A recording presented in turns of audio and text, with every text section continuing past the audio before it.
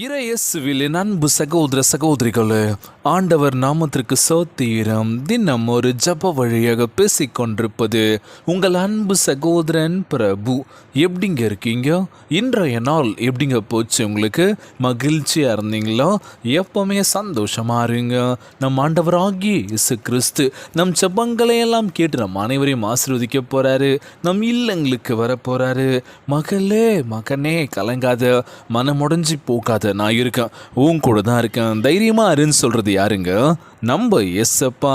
ஆம் என் அன்பு சகோதர சகோதரிகளே, உன்னோடு கூட இருக்கின்ற ஜனங்கள் எல்லோரும் ஆண்டவருடைய செய்கை காண்பார்கள்.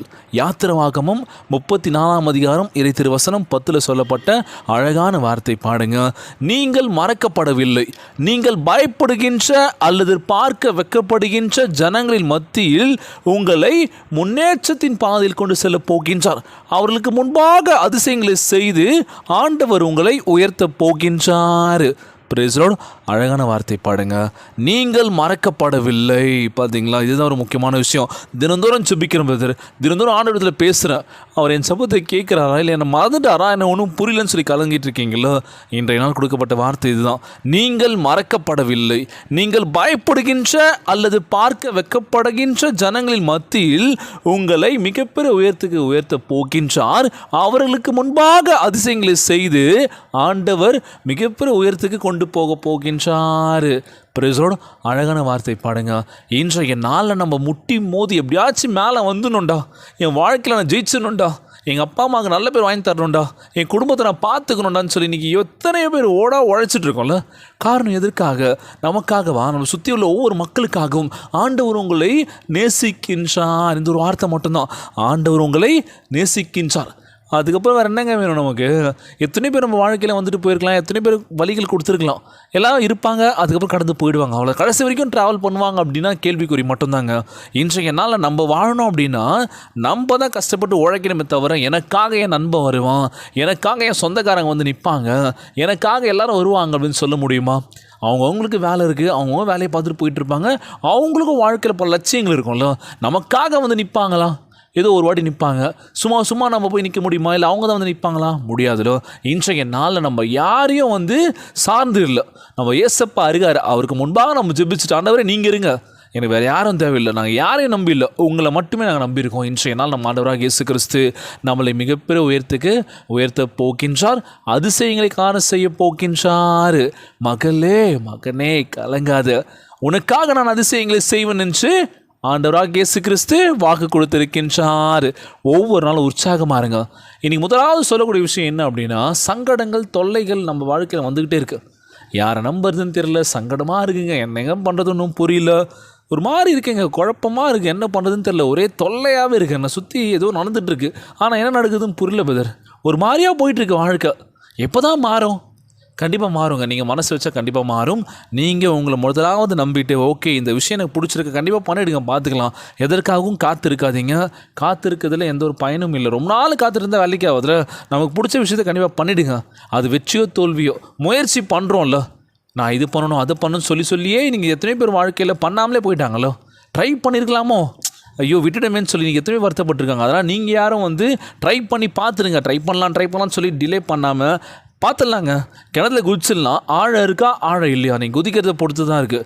ஐயோ பயமாக இருக்குது. குதிக்கிறதுக்கு முன்னாடி என்ன பண்ணுவோம்? நம்ம எவ்வளோ ஆழம் தெரியல, இது உள்ளே போனால் நம்ம உயிரோட வருவோமா, நீச்சல் தெரிஞ்சால் பரவாயில்லன்னு சொல்லி இன்றைக்கி என்ன பண்ணுறோம்? விமர்சனங்கள் சொல்லிக்கிட்டே இருக்கோம். மேலே வந்து பார்த்துட்டு ஒரு பார்வையாளராக இருக்கணும்ல, இறங்கி பார்த்துடலாண்டா அப்படின்னு சொல்லி சவாலாக ஏற்றுக்கிட்டு வாழ்க்கையில் கடினமான சூழ்நிலைகள் வந்தாலும் சரி, நம்ம ஆண்டவராக இயேசு கிறிஸ்து நம்மோட கூட இருக்கின்றார். அவர் உங்களை மறக்கவில்லை என்று ஒரு மனதில் ஒரு தைரியத்தை வளர்த்துக்கோங்க அப்படின்னு சொல்லுவாங்க. இன்றைய நாளில் அன்பானவர்கள், நீங்கள் மறக்கப்படவில்லை. நீங்கள் பயப்படுகின்ற அல்லது பார்க்க வெட்கப்படுகின்ற ஜனங்களின் மத்தியில் நம் ஆண்டவராக இயேசு கிறிஸ்து அதிசயங்களை செய்ய போகின்றார். உங்களை மிகப்பெரிய உயரத்துக்கு உயர்த்த போகின்றார். இயேசு உங்களை நேசிக்கின்றார் என்பதை மறந்து விடாதீர்கள். பிரேஸ் பிரைசலோட அழகான வார்த்தை பாடுங்க.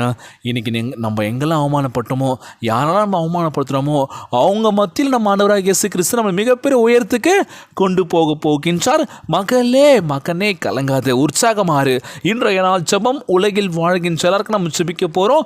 எல்லோரும் நாளும் சொல்லி ஏசப்பா நம்ம என்ன பண்ண போகிறோம்? கண்களை மூடி அவர் உற்று நோக்கி நம்ம ஜெபிக்கின்ற இந்த வேளையில் நம்மளே ஆசீர்வதிக்க போகின்றார். ஜெபத்திற்குள்ளாக பயணிப்போமா? எங்களை மிகவும் அதிகமாய் நேசிக்கின்ற அன்புள்ள ஆண்டவராகிய இயேசுவே, இன்றைய நாள் வாக்குறுதி வசனத்திற்காக நன்றி ராஜா.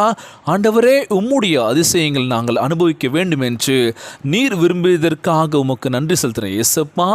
எங்களை சுற்றிலும் இருக்கும் ஜனங்கள் நீர் எங்களை அதிகமாய் நேசிக்கின்றீர் என்றும் எங்களை விடுவிக்கும்படி எங்களோடு கூட இருக்கின்றீர் என்றும் அறிந்து கொள்ளும்படி நீர் அதிசயங்களை செய்வதற்காகவே நாங்கள் சவாலான சூழ்நிலையை, உபத்திரவம், தொல்லைகள் வழியாக கடந்து செல்கின்றோம் என்று விசுவசிக்கின்றோம். ஆண்டவரே, நாங்கள் செல்லும் இக்கட்டான பாதையானது நீர் எங்களுக்கு அற்புதங்களையும் கனத்தையும் செழிப்பையும் கொண்டு வருகின்ற வழியாகும் தகப்பனே.